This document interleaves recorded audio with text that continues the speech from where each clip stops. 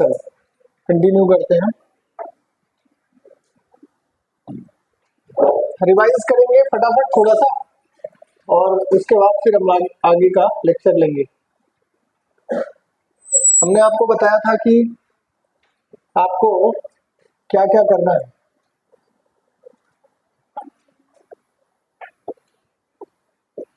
ठीक, हाँ चैप्टर अब लास्ट लेक्चर में चलना है, बस एक लेक्चर हमारे हो गए हैं, मतलब ज्यादा से ज्यादा एक लेक्चर। कल क्लास हो जाती तो आज का क्लास खत्म था, मतलब अब आज उनको नहीं पढ़ाना पड़ता, लेकिन या फिर आज पढ़ाते तो कल क्लास ऑलरेडी लेनी पड़ती। अब हमारे पास जो लेक्चर है बस एक लेक्चर का क्लास और बचा है, ये चैप्टर एंडिंग की तरफ है। आप क्वेश्चन की प्रैक्टिस किसी भी बुक से कर लीजिए, अगर आप मॉड्यूल नहीं लिए हैं तो।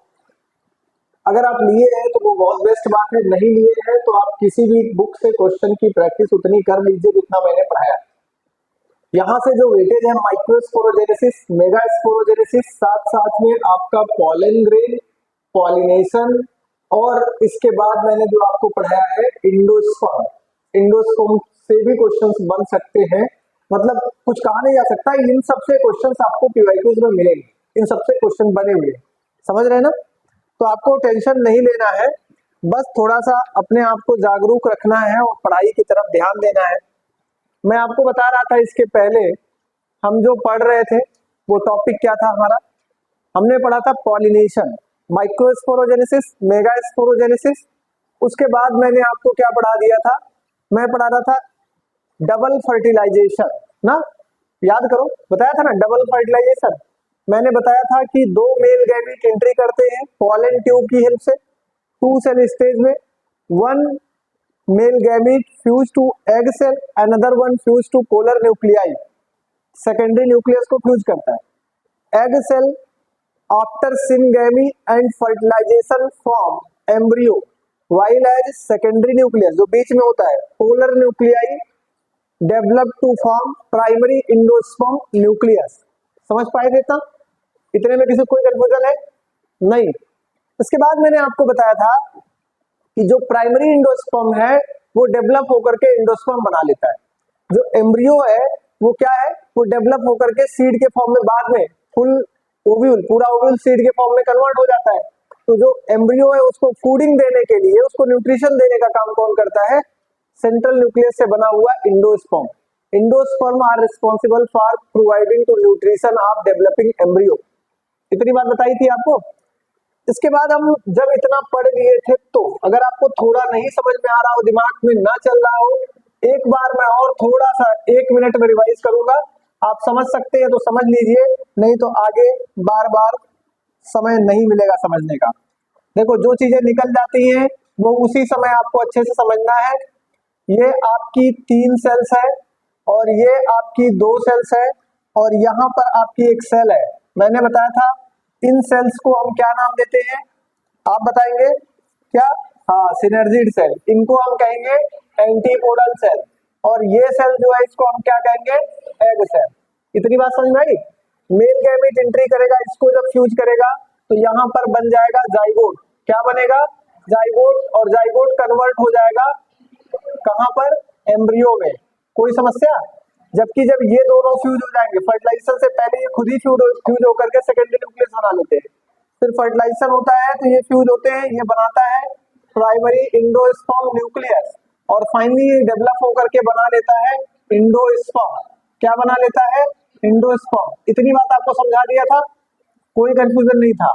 अब बेटा हम पढ़ने वाले थे कि कितने टाइप के इंडोस्पर्म होते हैं, टाइप्स ऑफ इंडोस्पर्म। हेडिंग क्या डलाया था, कुछ बनाया था आपने? हाँ हाँ, mode of developing of endosperm. Endosperm का डेवलपिंग कहाँ से होता है? यहीं से होता है। डेवलप होते हुए आपने देख ही लिया।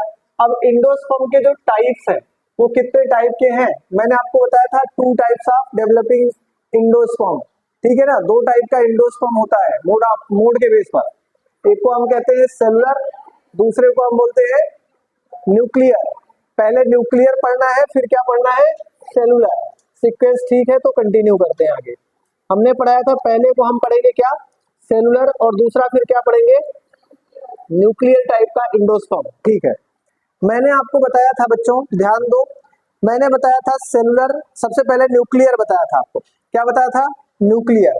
मैंने कहा कि जो ये आप स्ट्रक्चर देख रहे हो, इस स्ट्रक्चर में आपको क्या दिख रहा है? जाइगोट। ये दिख रहा है ना?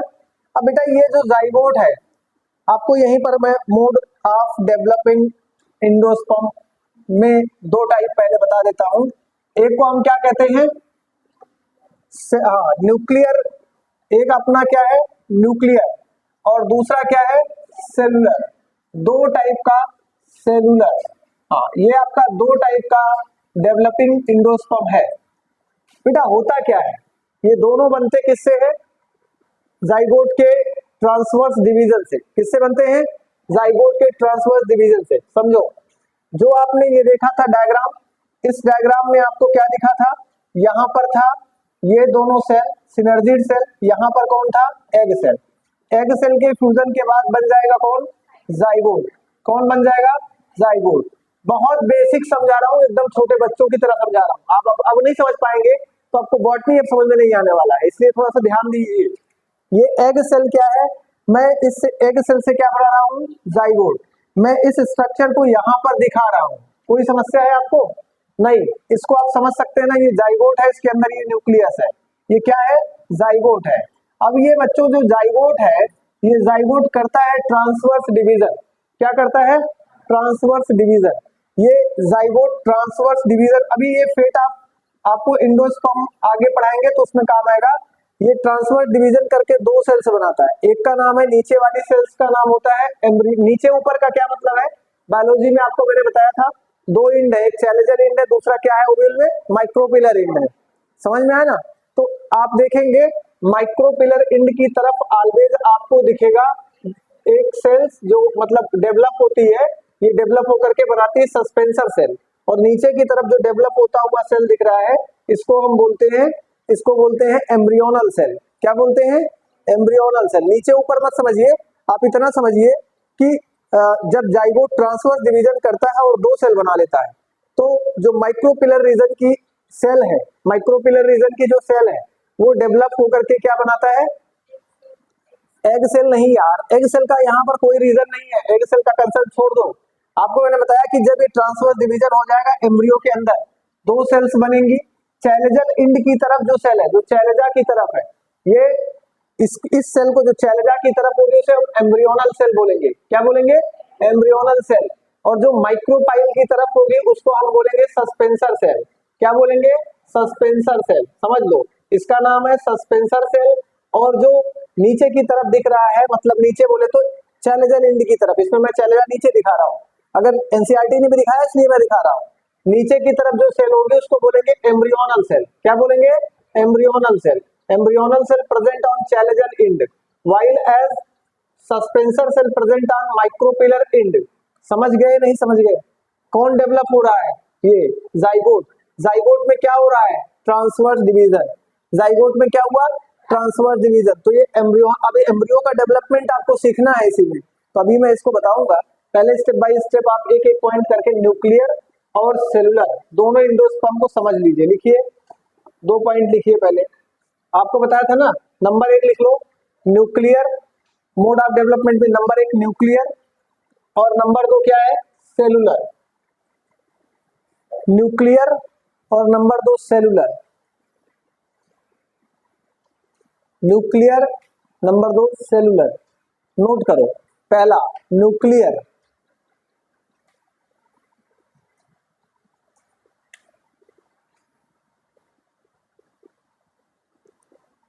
it is the most common type of endosperm. It is the most common type of endosperm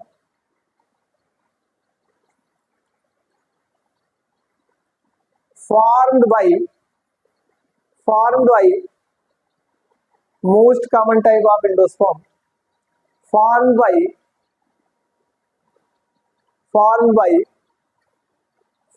by free nuclear division, formed by free nuclear division, formed by free nuclear division।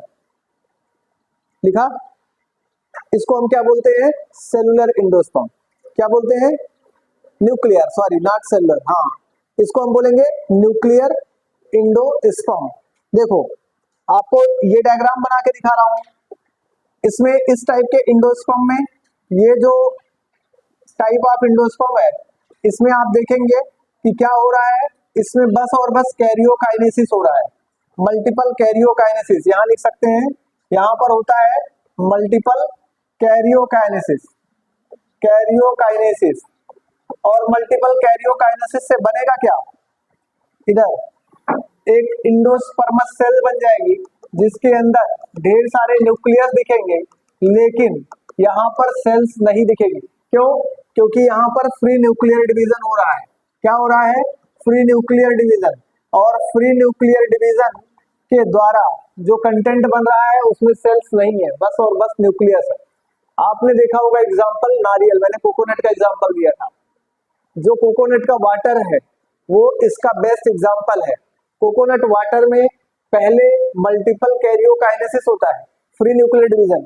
जो water है वो ढेर सारे nucleus है, लेकिन बाद में ये जो न्यूक्लियर डिवीजन है जब ये कन्वर्ट होने लगता है मैच्योर होने के बाद सेलुलर डेवलपमेंट में, तो इसमें सेल्स का फॉर्मेशन हो जाता है, सेल्स बन जाती है। तो ये दिखेगा कैसे, अब ऐसे दिखने लगता है, इस टाइप से दिखने लगता है।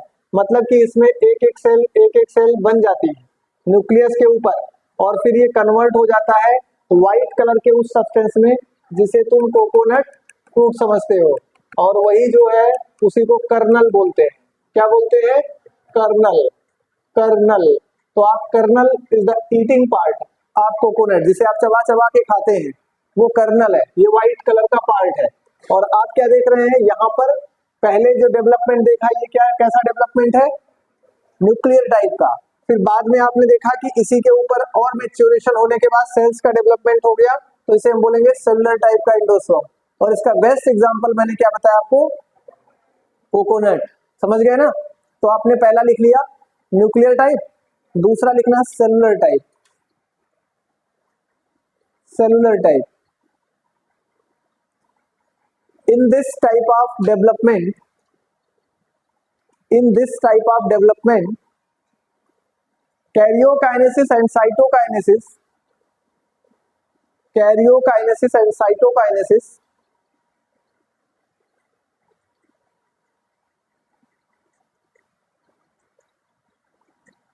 karyokinesis and cytokinesis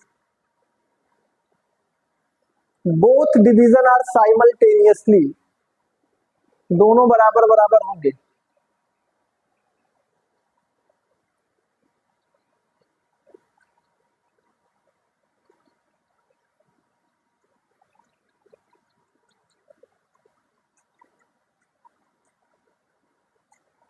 समझ गए ना? चलो आपको अब एक डायग्राम पहले ऐसा बना लेना है, इसको अभी हटा देते हैं। पहले आप एक डायग्राम ऐसा बना लो, सिंपल था, मल्टीपल कैरियोकाइनेसिस हुआ तो ये बन गया सेलुलर इंडोस्पर्म। यहाँ पर लिख सकते हैं सेलुलर, सॉरी न्यूक्लियर, बार बार सेलुलर आ रहा है, न्यूक्लियर, न्यूक्लियर इंडोस्पर्म।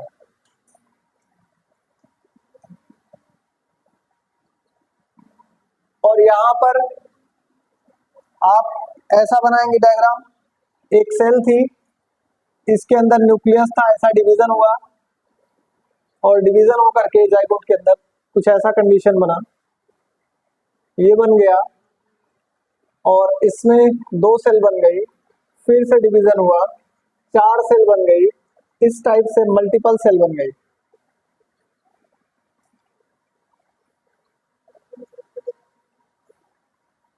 और सब में एक एक न्यूक्लियस रख देना।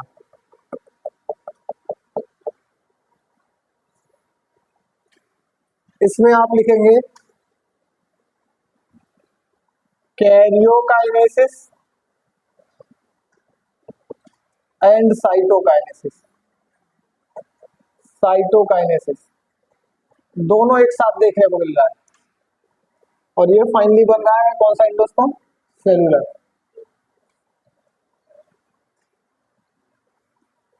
सेलुलर इंडोस्पर्म, फटाफट बनाओ, cellular endosperm. Karyokinesis and cytokinesis दोनों दिखा दो, बस दो गोला बनाना है, एक में सेल्स बना देना है, एक में सेल्स नहीं बनाना है, बस इतना ही करना है।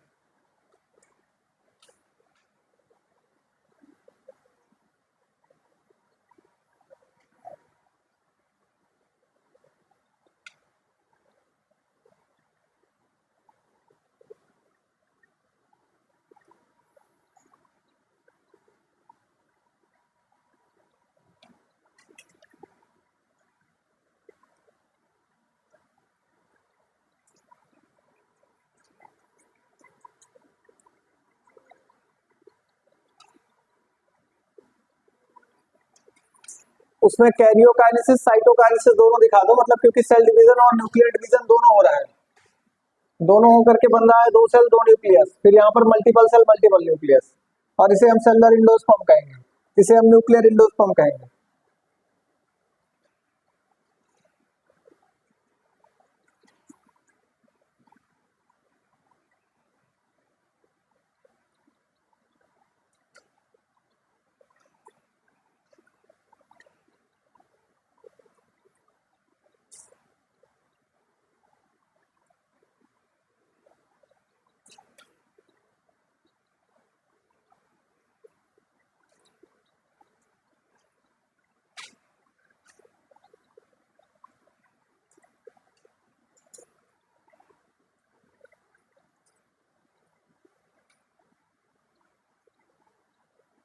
बन जाए डायग्राम तो बताना।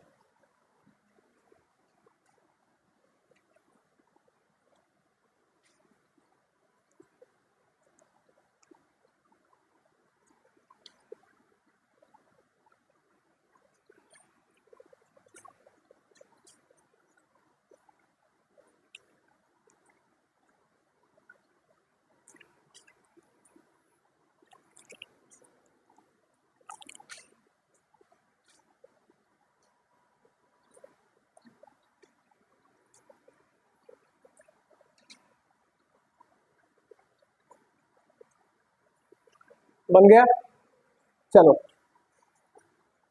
अगला पॉइंट इसमें स्टार्ट, हाँ दोनों का लिखा रहा हूं बेटा, आप नोट करो बस, अगला पॉइंट नोट करके लिखो, लिखो दोनों का एग्जांपल लिख लेना। Coconut water is the best example of nuclear endosperm. Coconut water is the best example of nuclear endosperm.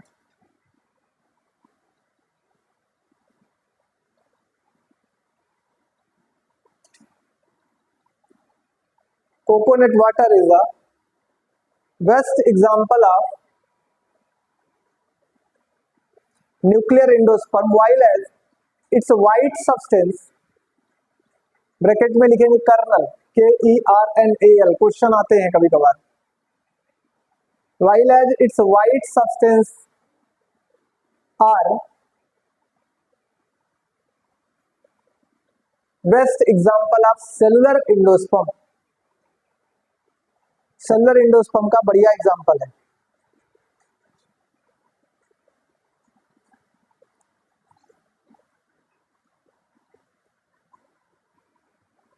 अब अगली हेडिंग आती है बेटा फेट ऑफ एंडोस्पर्म। क्या हेडिंग है? Fate of endosperm.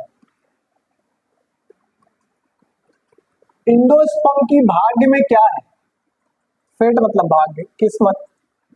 क्या है? एंडोस्पर्म बन गया लेकिन अभी जिंदा रहेगा या मर जाएगा, कंज्यूम कर लिया जाएगा या बचा रह जाएगा, इसके लिए इसको बोलते हैं फेट ऑफ एंडोस्पर्म। क्या बोला जाता है? Fate of endosperm. एंडोस्पर्म की किस्मत दो जगह पर आजमाई जाएगी। एंडोस्पर्म कहां पर पाया जाएगा? सीडेड प्लांट में। समझ में आ रहा है ना? सीडेड प्लांट कौन से हैं? Angiospermic plant. एंजियोस्पर्मिक प्लांट के कितने मेन टाइप है? दो टाइप। एक ऐसे प्लांट है जिन्हें हम क्या कहते हैं? मोनोकॉट। क्या कहते हैं? मोनोकॉट। और दूसरे ऐसे हैं जिनको हम क्या कहते हैं? डाइकॉट कहते हैं। तो बेटा डाइकॉट्स और मोनोकॉट्स समझना, इन दोनों में इनकी किस्मत आजमाई जाएगी। अब मोनोकॉट की कंडीशंस में आपको पहले ही बता चुका हूं मैं, इंडोस्पर्म क्या होते हैं, बचे रह जाते हैं, खर्च नहीं होते। इसका कारण क्या है आगे बताने वाला हूं और भी डिस्क्राइब करूंगा।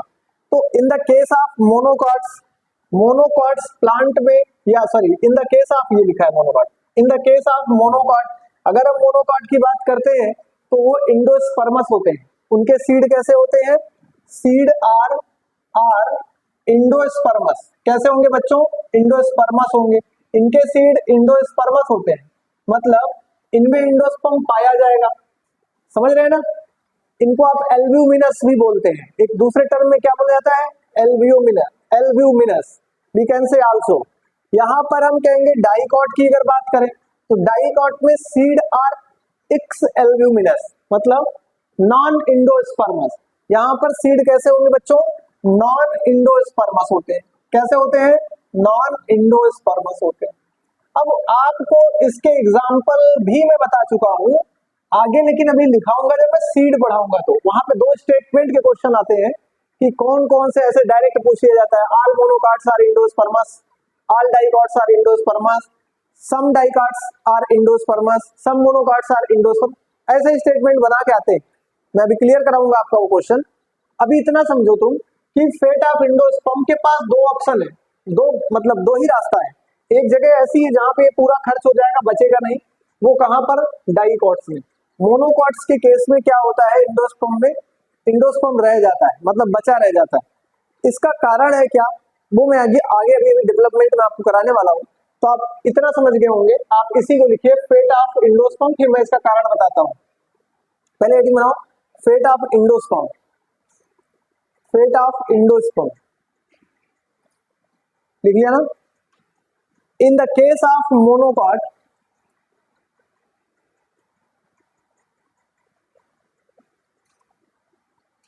it does not consume completely, it does not consume completely,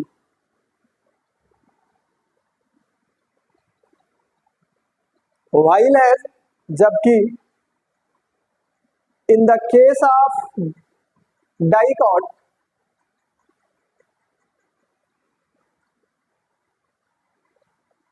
endosperm are consumed during development of embryo, endosperm are consumed, ये कंज्यूम हो जाएगा, खर्च हो जाएगा, ड्यूरिंग डेवलपमेंट ऑफ एम्ब्रियो, जिस समय एम्ब्रियो डेवलप हो रहा होगा उस समय उसको खाना पानी देने देते खत्म हो जाएगा।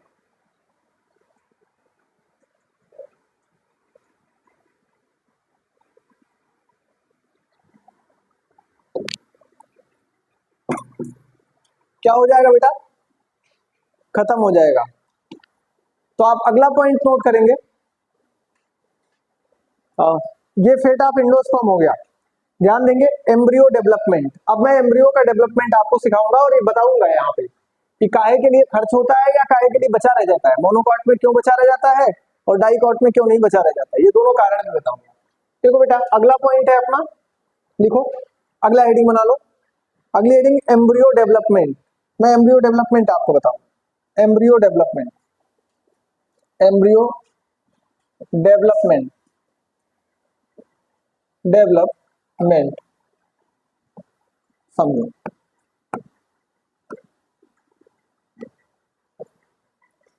एम्ब्रियो का डेवलपमेंट कैसे होता है ये सीखना है।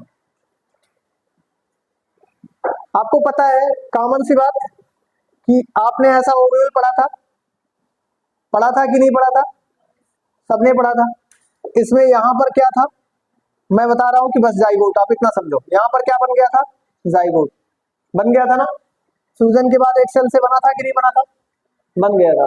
अब ये जो जाइगोट है इसमें होता है ट्रांसवर्स डिवीजन। इस जाइगोट का मैं बाहर निकाल रहा हूं ऐसा, इस जाइगोट में ये सेल है, देखना बात नहीं करो, इधर देखो बेटा, ये जो सेल है इसमें होता है क्या, ट्रांसवर्स डिवीजन।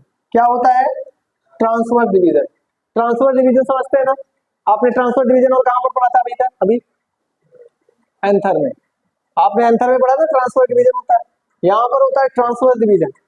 जब ट्रांसवर्स डिवीजन होगा तो ये सेल में क्या हो जाएगा, न्यूक्लियस का विभाजन भी हो जाएगा और सेल का विभाजन भी हो जाएगा। तो हम कह सकते हैं karyokinesis, after karyokinesis and cytokinesis and new content is form. और वो न्यू कंटेंट क्या है? दो सेल का कंटेंट है, एक सेल नीचे बन गई, एक सेल ऊपर बन गई। अब यहाँ नीचे ऊपर से आपको कंफ्यूज नहीं होना है, आपको एक बात हमेशा याद रखनी होगी, क्या कि जो एम्ब्रियो बनेगा, एम्ब्रियो वाली सेल वो ऑलवेज चैलेजल इंड की तरफ बनेगी। एम्ब्रियो जो बनेगा वो कहां बनेगा? चैलेजल इंड की तरफ ही बनेगा, ये भूलना नहीं है आपको, समझ गए ना। जबकि जो एक दूसरी सेल बनेगी उसका नाम है suspensor cell, always micropylar end की तरफ बनेगी। अब आप एनसीईआरटी खोलेंगे, कई बार आपको ऊपर, कई बार नीचे, कई बार नीचे, कई बार ऊपर दिया है, कंफ्यूजन लेस हो जाइए, कंफ्यूजन उड़ा दीजिए, गायब कर दीजिए। दिमाग में बना के रखिए कि चैलेजल इंड जिधर होगा उधर की तरफ ही एम्ब्रियो बनता है, चैलेजल इंड की तरफ ही एम्ब्रियो बनता है। अब आपके दिमाग में कंफ्यूजन हो सकता है कि सर जी माइक्रोपिलर इंड की तरफ एक सेल होती तो एम्ब्रियो कैसे ऊपर चला जाता है, हो सकता है ना, लेकिन आप समझिए, इसीलिए इसको इन्वर्टेड ओवल बोलते हैं, ठीक है ना। अगर ये एक सेल को ऊपर घुमा दिया जाए तो एक सेल ऊपर की तरफ चली जाएगी, चैलेजल इंड नीचे की तरफ आ जाएगी कि नहीं? तो नीचे ऊपर का कंसर्न नहीं है, नीचे ऊपर मत समझिएगा, आप इतना समझिएगा कि embryonal cell always found are developed on chalazal region. कोई कंफ्यूजन नहीं। तो इधर देखो, अब यहाँ पर क्या हुआ जाइगोट में, ये था जाइगोट, यहाँ पर लिखता हूं ये जाइगोट है, और जाइगोट में हो गया ट्रांसवर्स डिवीजन। क्या हो गया? ट्रांसवर्स डिवीजन, टीडी लिख रहा हूं। ट्रांसवर्स डिवीजन होने के बाद ये दो सेल बन गई। ऊपर वाली सेल मतलब एक सेल को हम कहेंगे, इसको हम बोलते हैं, एनसीईआरटी ने ऊपर ही लिखा है तो मैं ऊपर ही लिख रहा हूं इसको हम बोलेंगे माइक्रोपिलर रीजन। या ये जो सॉरी ऊपर वाली जो सेल है, इस सेल को मैं बोलूंगा सस्पेंसर सेल। इसका नाम क्या है? सस्पेंसर सेल, समझना, सस्पेंसर सेल। ये बच्चों आपका सस्पेंसर सेल। नीचे की तरफ चलेंगे, सेल्स नहीं सेल, नीचे की तरफ चलेंगे तो नीचे वाली सेल जो है इसका नाम मैंने बताया एम्ब्रियोनल सेल। मेरे साथ बोलते रहा करो, एम्ब्रियोनल सेल, दिमाग एक्टिव रहेगा। एम्ब्रियोनल सेल, ये कैसी सेल है? Embryonal cell. अब आपको बताया मैंने कि नीचे की तरफ फिर एम्ब्रियोनल सेल जहां है उधर सेल क्या होगा? Micropylar region. दूसरी तरफ जो आपका जहां सस्पेंसर सेल बन रहा है वो क्या बनेगा? माइक्रोपिलर रीजन होगा। इतना कंफ्यूजन नहीं ना। अब बेटा ध्यान देना, आपने सुना एम्ब्रियो, एम्ब्रियो मतलब एम्ब्रियो, एम्ब्रियो बनेगा किससे? एम्ब्रियोनल सेल से। सस्पेंसर सेल फिर क्या करेगी? काम करेगी, कुछ क्या करेगी बताता हूं। आगे की तरफ जब डेवलपमेंट बढ़ेगा तो ये जो सस्पेंसर सेल है ये डेवलपमेंट के क्रम में कुछ ऊपर की तरफ इस फॉर्म में डेवलप होती है, ऐसे 6 to 10 के नंबर में इनके नंबर हो जाते हैं, कितना? 1 2 3 4 5 6 7 8 9 और 10। ये 6 to 10 के नंबर में डिवाइड हो जाती है। कौन? सस्पेंसर सेल ऊपर की तरफ। ये कितने में डिवाइड हो जाती है बेटा? 6 to 10 के नंबर में। तो हम यहाँ लिख सकते हैं divide two form 6 to 10 number. ये 6 to 10 नंबर में डिवाइड हो जाती है, समझ गए ना। जबकि जो एम्ब्रियोनल सेल है वो नीचे की तरफ एक ग्लोब शेप स्ट्रक्चर बना लेती है, मतलब ये आपका ऐसे बन जाती है, इस साइड में, इस शेप में बन जाती है। और ये भी डिवीजन करती है, इसके अंदर भी कई सेल्स बनती है, मतलब ये ग्लोब सेल का स्ट्रक्चर एक बना लेती है। और ऊपर वाली जो सस्पेंसर सेल है वो क्या बना लेती है? वो बना लेती है 6 to 10 के नंबर में डिवाइड हो जाती है। कितने नंबर में? 6 to 10 में। अब यहाँ पर भी डिवीजन हो जाएगा तो यहाँ पर भी कैरियोकाइनेसिस, साइटोकाइनेसिस के बाद सेल्स ढेर सारी बन जाएंगी इनकी भी, और सस्पेंसर सेल की भी सेल बन जाएंगी। तो ये आपको मैंने बताया कि इनके मान लो सेल्स हैं। इतनी बात समझ गए ना। एम्ब्रियो अभी बना नहीं है बनने की तरफ हम आगे बढ़ रहे हैं। अभी आपने देखा जाइगोट, उनमें हुआ ट्रांसफर डिवीजन, दो सेल बन गई, सस्पेंसर सेल और एम्ब्रियोनल सेल। एम्ब्रियोनल सेल एक ग्लोब शेप स्ट्रक्चर में कन्वर्ट हो गई और सस्पेंसर सेल ने 6 to 8 सेल्स में माइटोसिस करके अपने नंबर बढ़ा ली, समझ गए ना। अगला स्टेप आएगा, ये जो आपका ग्लोब शेप का जो सेल एम्ब्रियोनल सेल है, ये बेटा मैं जो ग्लोब सेल, यहाँ ऑप्शन है क्या बनाने का, हाँ एक डायग्राम बना सकता हूँ, चलो। तो यहाँ पर ये जो ग्लोब शेप का सेल है, ये अगले स्टेप में सस्पेंसर सेल ऐसे थोड़ा थोड़ा डीजेनरेट होना शुरू हो जाएगी, और जो ये ग्लोब शेप वाला स्ट्रक्चर है वो कुछ इस फॉर्म में कन्वर्ट हो जाता है। तो इसको हम कहते हैं कि हार्ट शेप में कन्वर्ट हो रहा है। वैसे हार्ट शेप ये होता नहीं है, हार्ट का शेप तो दूसरे आकार में बंद मुट्ठी की तरफ होता है, लेकिन एनसीईआरटी ने लिखा है तो उसको आप समझ सकते हैं, ठीक है ना, कि ये एक हार्ट शेप जैसे स्ट्रक्चर में एम्ब्रियोनल सेल कन्वर्ट होने लगती है। किस स्टेज में? जब सस्पेंसर सेल और ये डिवीजन के बाद वाली स्टेज, ये हार्ट सेल मतलब ये हार्ट शेप स्ट्रक्चर में कन्वर्ट हो जाती है, ऐसे हार्ट शेप स्ट्रक्चर में कन्वर्ट हो जाती है। और बच्चों अब आपको यहीं पे थोड़ा सा समझना है, जब ये हार्ट शेप स्ट्रक्चर में कन्वर्ट होती है तो उसी समय सस्पेंसर सेल धीरे धीरे डीजनरेशन की तरफ बढ़ता है। किधर बढ़ता है? डीजनरेशन की तरफ। और यहीं से अब ये दो कॉटिलेडन के फॉर्म में, जैसे सीड में दो कॉटिलेडन होता है, आपने सुना ना, आपने सुना हाइपोकॉटिल और इपीकॉटिल, दो रीजन है ना। वैसे आप डाइकॉट मोनोकॉट की बात तो नहीं कर रहा, मैं कर रहा हूँ सीड के रीजन की बात। तो सीड में दो रीजन है, नीचे वाले रीजन को क्या बोलेंगे? हाइपोकॉटिल, ऊपर वाले को क्या बोलेंगे? इपीकॉटिल। अब ये जो सीड है देखो, इसमें दो पार्ट बनता हुआ दिखाई दे रहा है, ठीक है। आगे चल करके यही दो पार्ट में कन्वर्ट हो जाता है। अगले स्टेप में अगर मैं दिखाऊं तो अगले स्टेप में आपको ऐसे दिखा सकता हूं कि ये जो स्ट्रक्चर है वो स्ट्रक्चर ऐसे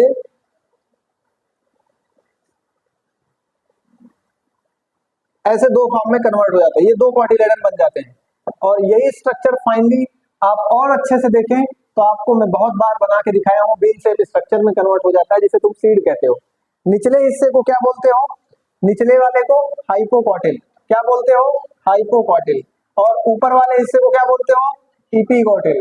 इपीकॉटिल। और इपीकॉटिल से क्या बनता है आगे? प्लूम्यूल। Very good. क्या बनता है? प्लूम्यूल। तो प्लूम्यूल कन्वर्ट होता है किसमें? स्टेम में। स्टेम में। और नीचे की तरफ जो ये स्ट्रक्चर, इससे कौन बन जाता है? रेडिकल। और रेडिकल किस में कन्वर्ट हो जाता है? Very good.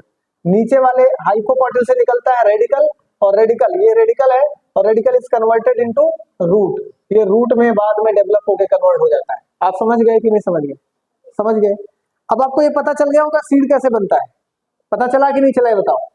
आपको ये पता चल गया कि नहीं सीड बनता कैसे? तो आप कहेंगे सर जो पहले इंडोस्पर्म है, इंडोस्पर्म बनने के बाद जो एग सेल है, एग सेल में फ्यूजन होता है तो जाइगोट बन जाता है। फिर जाइगोट क्या करता है? ट्रांसफर डिवीजन करता है, और दो सेल बनती है। ऊपर वाली सेल को ऊपर नीचे छोड़ दीजिए, आप बोलिए चैलेंजर इंड की तरफ जो सेल है उसको हम एम्ब्रियोनल सेल बोलते हैं, जो माइक्रोपिलर रीजन की तरफ है उसे हम सस्पेंसर सेल बोलते हैं। फिर क्या होता है, जो सस्पेंसर सेल है वो माइटोसिस करके 6 to 10 के नंबर में, क्वेश्चन पूछा जाता है इसलिए ध्यान देना, 6 to 10 नंबर में डिवाइड हो जाती है।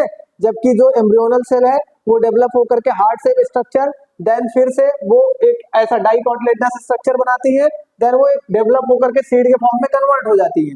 जब ये सीड के फॉर्म में कन्वर्ट होती है तो सस्पेंसर सेल बिल्कुल गायब हो चुकी होती है। समझ गए कि नहीं समझ गए? तो आपको एम्ब्रियोनल सेल का डेवलपमेंट समझ में आया। वही एम्ब्रियोनल सेल डेवलप होकर के क्या बना लेता है? सीड बना लेता है। कोई कंफ्यूजन है किसी को? नहीं है।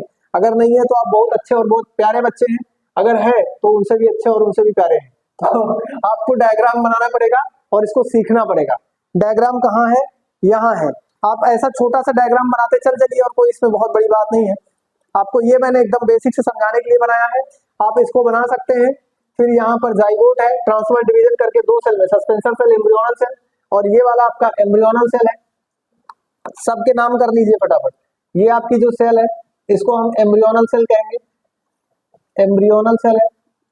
और ये इसके बाद ये वाली जो सेल है सस्पेंसर सेल है यहाँ पे,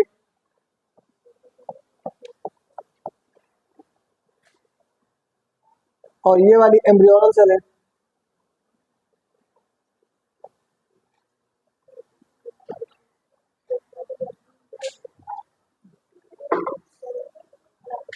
बना तो लेंगे ना, जल्दी बनाओ, टाइम बहुत कम है, फटाफट ड्रा करते रहो।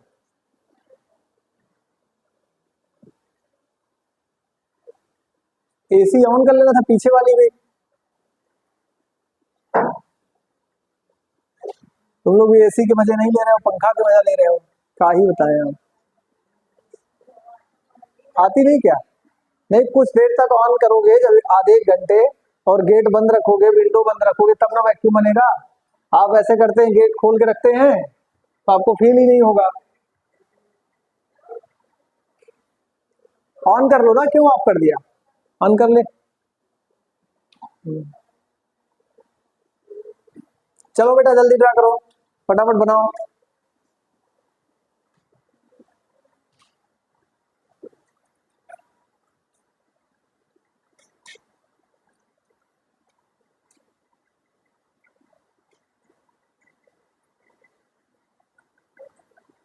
बाद में ये जो डायग्राम इसके नीचे आप लिख लेना, heart shape structure, heart shape embryo. क्या भाई चक्कर पानी, साइड हो जाए हम। चलो हम साइड हो गए। लो, अच्छा हम दूर चले जाएं।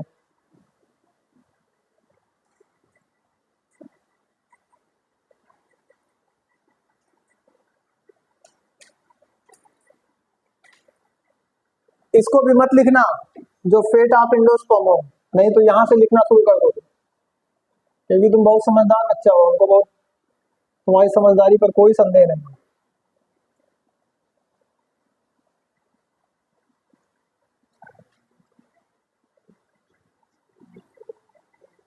इंडिया में पढ़ना है तो ये सब काम करते रहो, और विदेश जाना है भाई साहब जो बता रहे थे वो आपको कल, तो आप चले जाओ। जा करके भी रोगे वहां भी बैठ के, सोचोगे कि चले जाते एक बार वरुण का दर्शन हो जाता, तो 5 साल वहीं रसिया उसिया में रह जाओगे।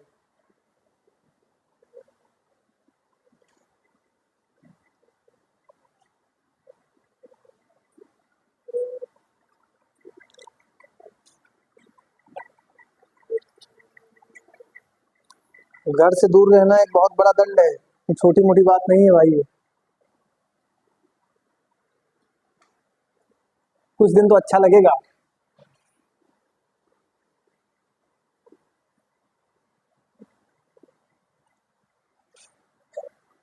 बनाओ फटाफट।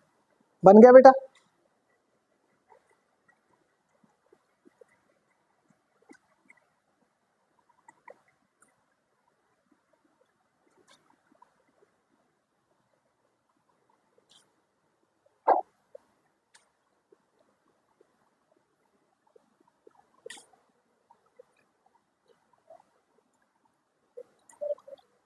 हम्म,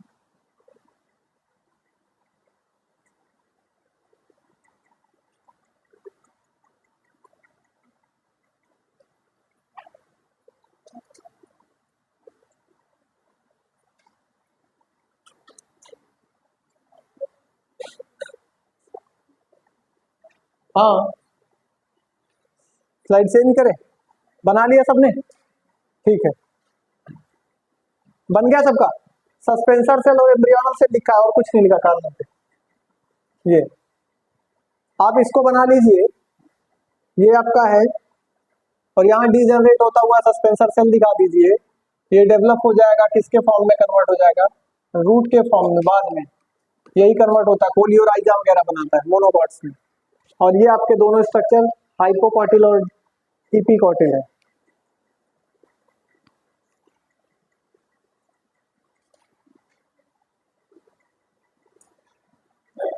इसको लिख लेना, मैच्योर डाइकॉट एम्ब्रियो।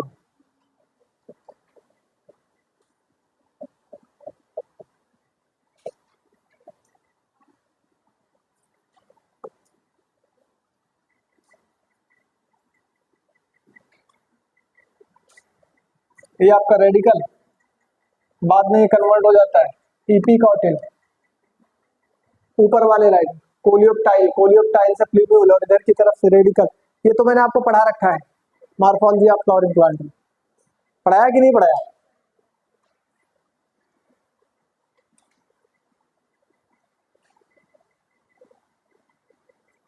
वो अगला स्टेप तुम्हारे इसमें नहीं है, बट समझाने के लिए बना दिया, अगला स्टेप भी बना सकते हो। सीड का ये वाला हिस्सा इपीकॉटाइल, एक मास्टर पढ़ाता था हमको कॉटाइल कहता था। हाइपोकॉटिल और इपीकॉटिल।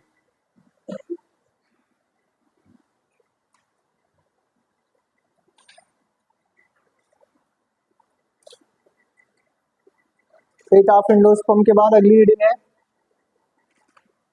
सीड।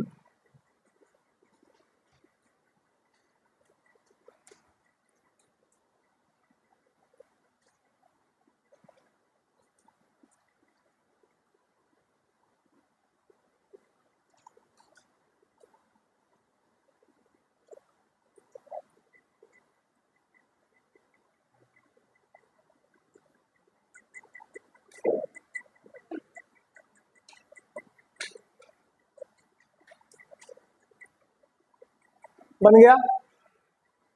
ठीक है, अब इससे ज्यादा अगर नहीं बन रहा है तो आप घर पे बैठ के आराम से बनाइएगा। ठीक है, समय आपका समाप्त होता है। इधर देखो, बना लिया ना, ठीक है। चलो अगला पॉइंट है बेटा, अगला अपना सीड, अगला टॉपिक क्या है, सीड। अब देखो बेटा, सीड के बारे में अगर हम बात करें तो आपसे पूछेंगे भैया आप बताओ, क्वेश्चन है आपके लिए, जिससे पूछूंगा वही बताएगा।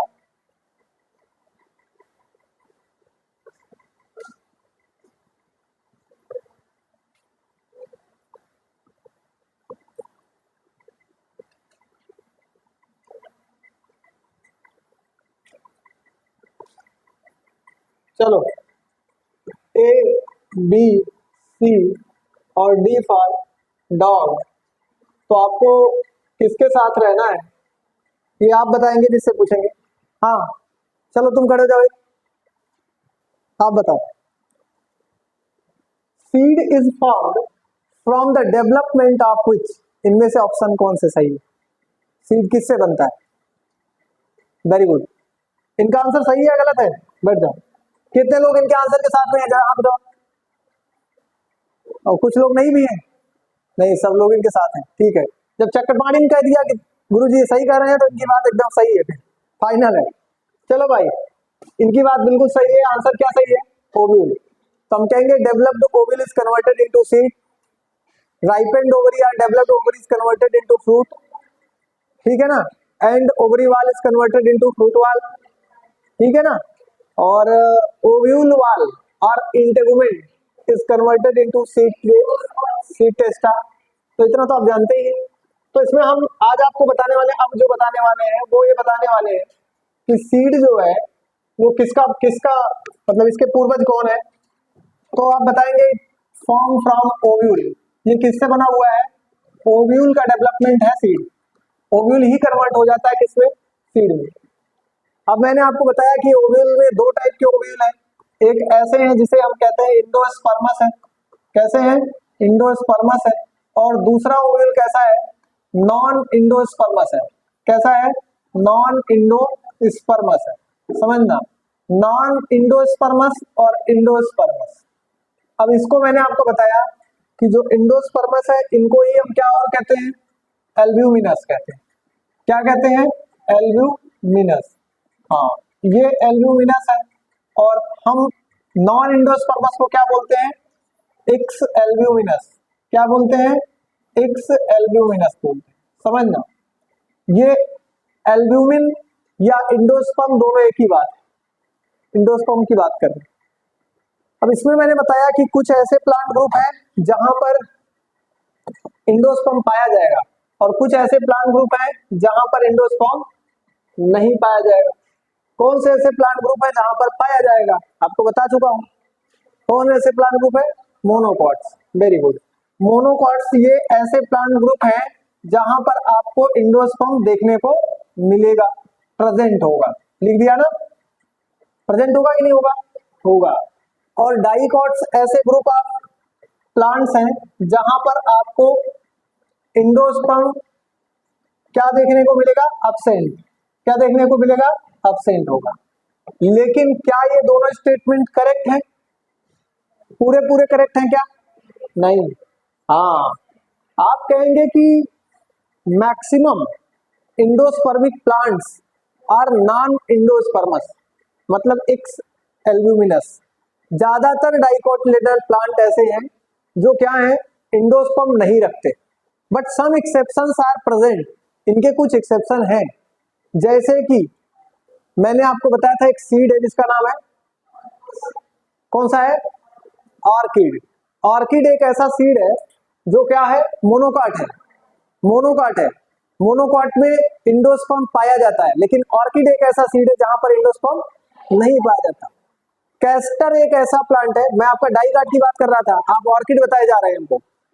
आपको मैंने पूछा कि कौन सा ऐसा डाइकॉट है, कुछ डाइकॉट्स ऐसे हैं जहां पर इंडोस्पर्म पाया जाता है, लाइक दैट कैस्टर, मैंने बताया था कैस्टर आपको पढ़ाते समय जब मॉर्फोलॉजी पढ़ा रहा था तो, कैस्टर एक ऐसा प्लांट है जहां पर इंडोस्पर्म पाया जाता है, डाइकॉट का, समझ गए ना। तो हम लिखेंगे मोनोकॉट में सभी लगभग इंडोस्पर्म रखते हैं ना, बट ऑर्किड, ऑर्किड जो है इसका क्या है, एक्सेप्शन है, ये एक्सेप्शन है।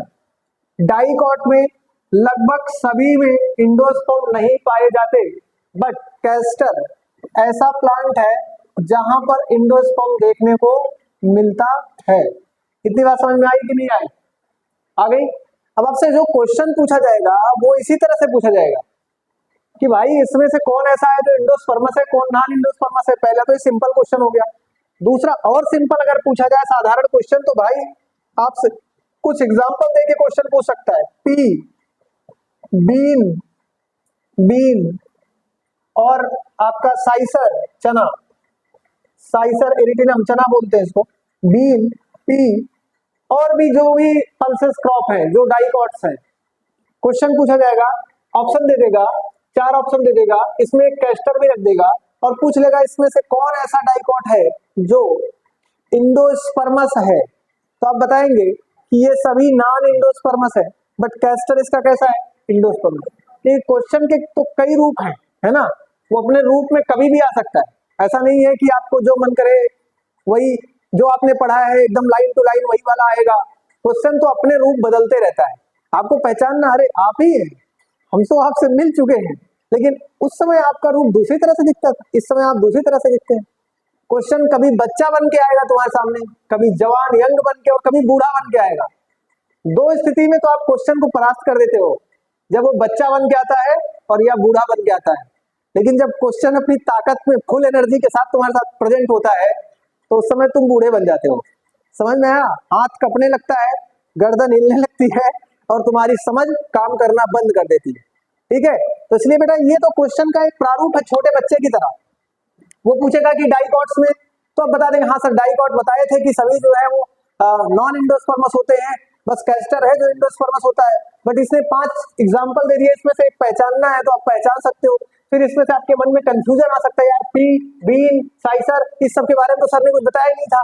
तो इस सब के बारे में बताया नहीं था, इसलिए मैं बता दे रहा हूँ कि आप गलती ना करेंगे। समझ गए कि नहीं समझ गए? अब ऑर्किड के बारे में जानते रहिएगा। वनीला ऑर्किड, ऑर्किड एक ऐसा प्लांट है जो है मोनोकॉट्स होते हुए भी नॉन इंडोस्पर्मस है। समझ गए कि नहीं? बाकी मोनोकॉट जितने भी है, मोनोकॉट कौन कौन से होते हैं? तो आप कह सकते हैं राइस, आप कह सकते हैं व्हीट, आप कह सकते हैं मेज, क्या कह सकते हैं, मेज। ये सभी राइस, व्हीट, मेज जो भी सीरियल्स है, एविना और भी जो भी है जितने भी है वो सभी वो क्या है, मोनोकॉट्स हैं और सभी इंडोस्पर्मस है। समझ गए ना? Endosperm is an milky substance which are found inside of seed. कभी डेवलपिंग सीड को देखोगे और उसको खोलोगे तो उसमें से मिल्क जैसा सब्सटेंस निकलता है, कुछ ग्लू जैसा निकलता है, दैट इज इंडोस्पर्म। वो है किसके लिए? एम्ब्रियो को खाने के लिए। तुमने उसको तोड़ दिया, अब वो सीड डेवलप नहीं होगा क्योंकि तुमने उसका मिल्क निकाल दिया और उसके अंदर का बच्चा मर जाएगा। समझ में आया? बच्चा बोले तो एम्ब्रियो। समझ गए? चलो आप इसको लिखो, सीड, हेडिंग बनाओ seed.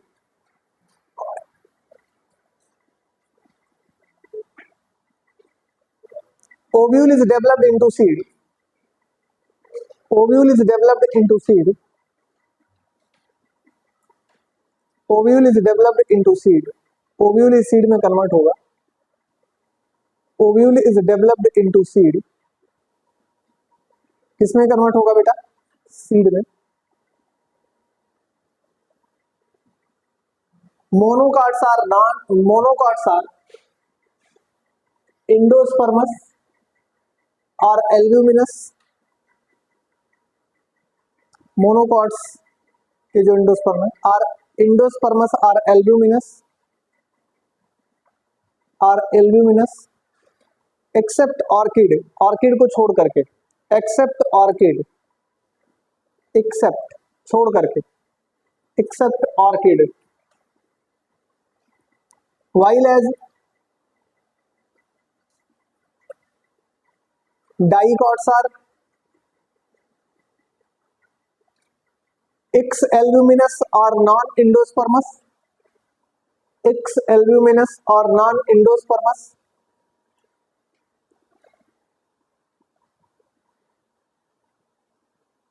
X albuminous and non-endospermous or non-endospermous,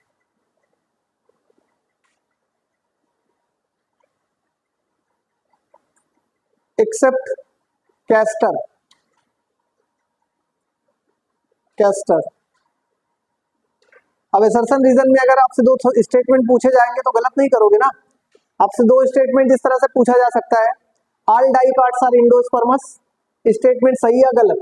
तो अब बताओ क्या है, रॉन्ग या सही, मतलब राइट, क्या सही है इसमें?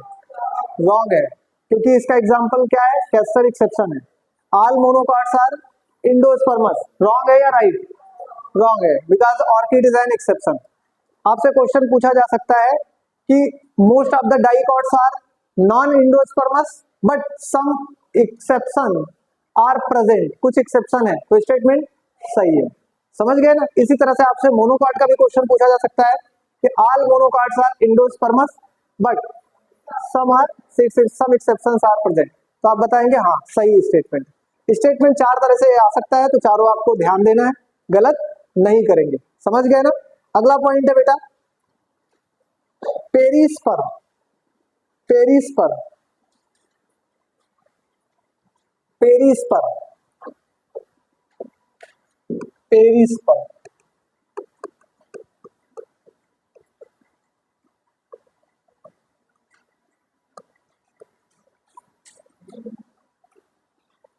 हेडिंग बनाना, perisperm.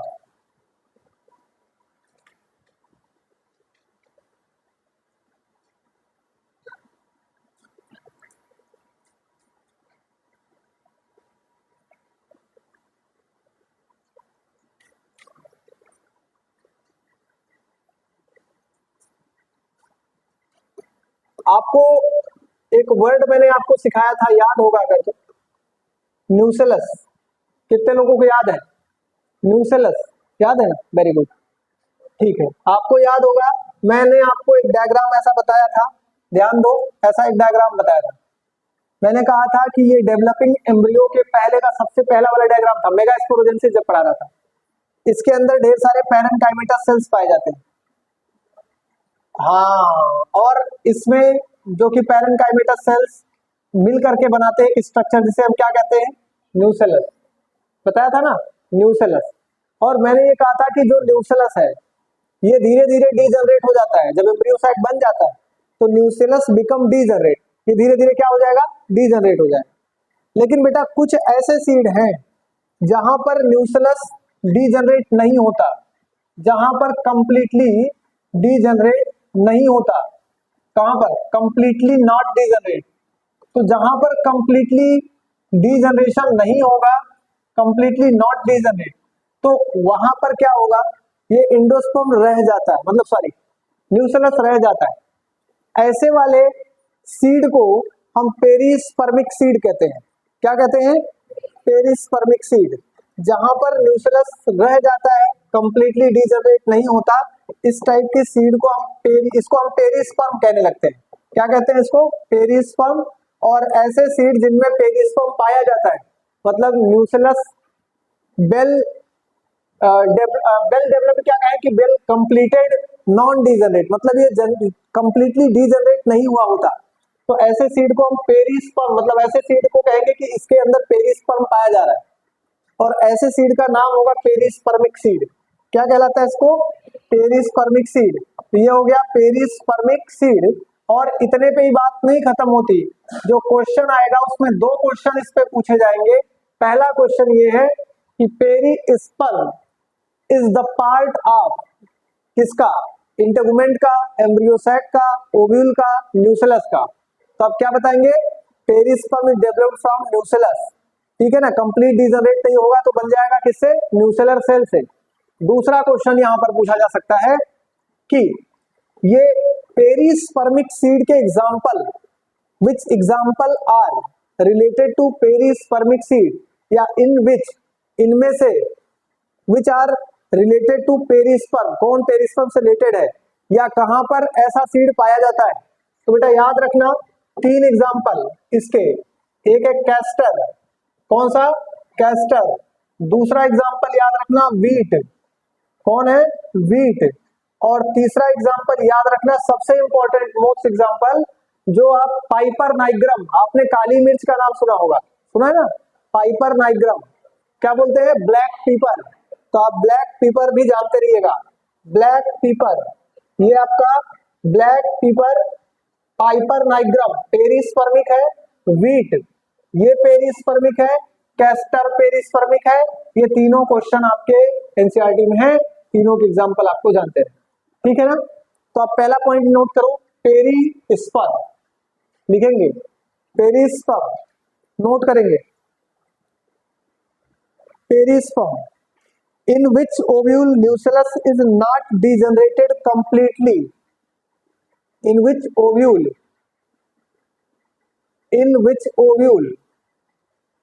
nucellus is not degenerated completely,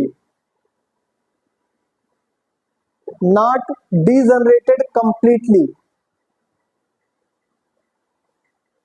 called perisperm, called perisperm, perisperm, and seed are called perispermic seed, seed are called perispermic seed, seed को हम क्या कहेंगे, पेरिस्पर्मिक सीड कहेंगे।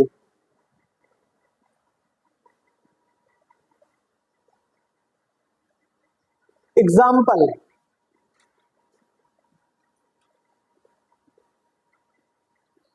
मैंने बताया ब्लैक पेपर, वीट, वीट नहीं गेहूं नहीं, बीट चुकंदर, और दूसरा कैस्टर, ये एग्जाम्पल बोर्ड पे लिखे हैं,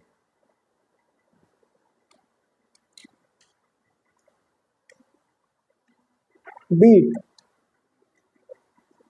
चुकंदर और क्या कैस्टर और ब्लैक पेपर लिख दिया। अगला पॉइंट, अगली हेडिंग है आपकी स्ट्रक्चर ऑफ सीड,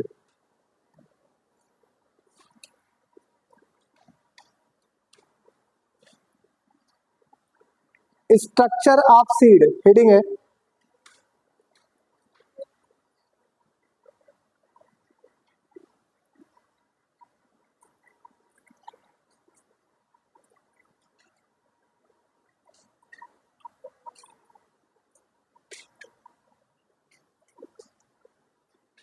सीड के ऊपर का स्ट्रक्चर क्या क्या है, बस थोड़ा सा समझ लो, ये लास्ट हेडिंग है, स्ट्रक्चर ऑफ सीड।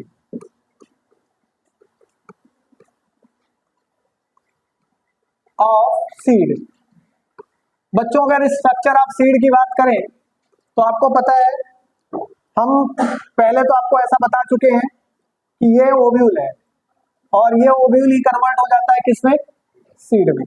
अब मैं बता रहा हूं जब ये सीड में कन्वर्ट होगा तो इसके अंदर एक स्ट्रक्चर ऐसा और इसके ऊपर की कवरिंग ऐसी।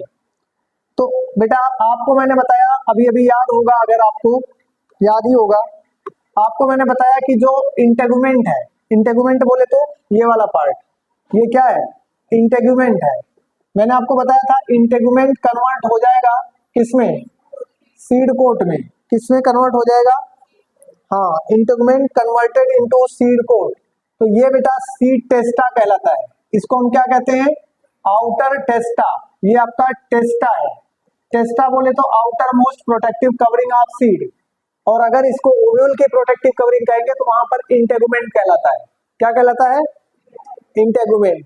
और जब ये सीड के ऊपर की प्रोटेक्टिव कवरिंग होता है तो इसे हम कहते हैं टेस्टा। क्या कहते हैं, टेस्टा। इनर मोस्ट वाली कवरिंग को हम बोलेंगे टेगमेन। क्या बोलते हैं, टेगमेन। तो आउटर टेस्टा और इनर वाली कवरिंग, जैसे कि आपने मान लो आपके हाथ में चना है, आपने चना को छीला तो ऊपर वाली कवरिंग जो थी वो टेस्टा थी, उसके अंदर वाला येलो कलर का सब्सटेंस जो ऊपर वाला और एक पतली सी मेम्ब्रेन दिख रही है, ठीक है, उसको भी फोड़ दोगे तो अंदर और हो सकता है कि येलोइश कलर नहीं व्हाइटिश कलर का कुछ दिखे। तो वो जो ऊपर की मेम्ब्रेन दिख रही एकदम पतली से चिपकी हुई, उसको हम क्या कहेंगे, टेगमिन। वो क्या है, टेगमिन। और सीड में आप नीचे की तरफ से देखोगे तो छोटा सा पोर दिखाई देता है ना, जहां से हाइलम कनेक्टेड होता है। मैंने बताया था ना, फ्यूनिकल कनेक्ट होता है सीधा प्लेसेंटा से ना, तो वहां पर जो नीचे का पोर दिखाई देता है वो माइक्रोपिलर का इंड है। सीड ने पानी वानी कहां से पिया था, उसी माइक्रोपिलर रीजन से लिया था। H2O और मिनरल्स वगैरह ऑब्जर्व किया था, जब लिया था, जब मतलब उस प्लांट में था वो, जब तक उसका दाना पानी चल रहा था, जब तक उसकी मेच्योरिटी नहीं हुई, तो उसने माइक्रोपिलर रीजन जो नीचे सा पोर होता है उससे लिया था। समझ गए ना। और इसके बाद मैंने इंटेगुमेंट की बता दिया, integument converted into seed testa. और इनर मोस्ट लेयर को हम क्या बोलेंगे, टेगमेन बोलेंगे। और ovule is converted into seed, ये तो 5 बार बता चुका ऑलरेडी। और इसमें जो है मैंने बताया कि जहां से कनेक्टेड होता है उसे हम हाइलम बोलते हैं। जल्दी नोट कर लो ये वाली पॉइंट, बस जल्दी नोट करो। Typical seed, a typical seed consists of seed coat,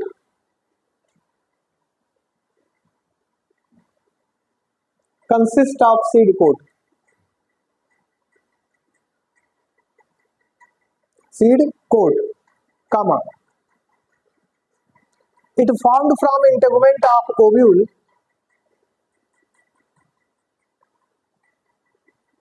It formed from integument of ovule. It formed from integument of ovule,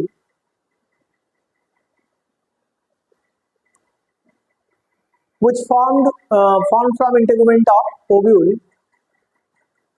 which formed to outer layer seed testa. Outer layer seed testa, जो कि outer layer बनाता है जिसे हम क्या कहते हैं, seed testa और seed coat.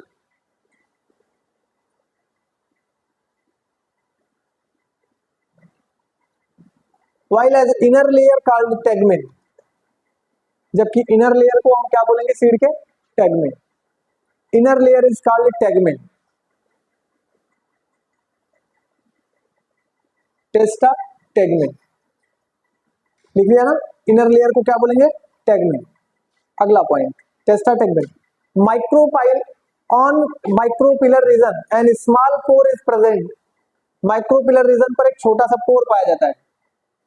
On micropylar region, अगला पॉइंट है स्टार पॉइंट बना के, on micropylar region and small pore is present. On micropylar region and small pore is present. Micropylar region पर एक स्मॉल पोर पाया जाता है, small pore is present.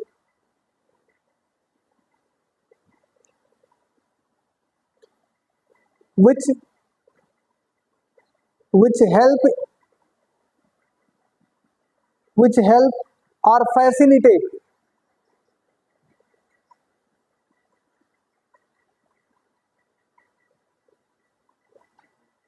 to entry of oxygen and water, O2 and H2O, facilitate to entry of O2 and H2O during seed germination. जिस समय seed germinate हो रहा होता है उस समय उसे पानी और ऑक्सीजन देने का काम कौन करता है, माइक्रोपिलर इंड पर एक पोर पाया जाता है।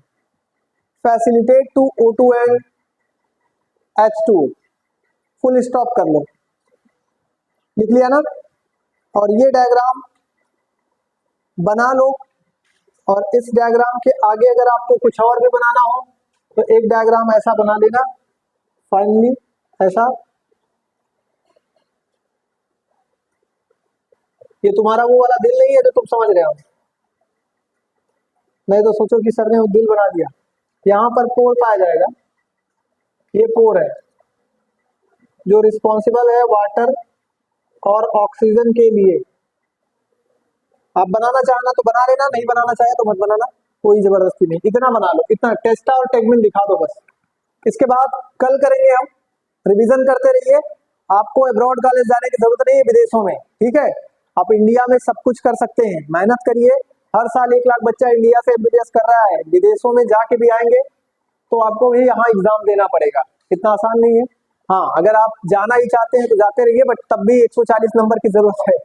मुझे ऐसा कहते हुए शर्म लग रही है, क्योंकि तुम 1 साल 2 साल पढ़ रहे हो मेरे यहाँ, और 140 नंबर के लिए तुम थोड़ी ना पढ़ रहे हो यार, तुम 600 प्लस के लिए पढ़ रहे हो। तुम मेहनत करो, ऑनेस्टली मेहनत करो, तुम्हारा होगा।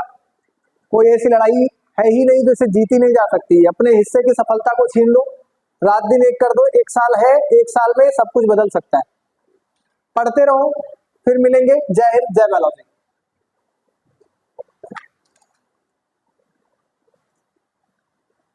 ड्रैगन ले डायग्राम।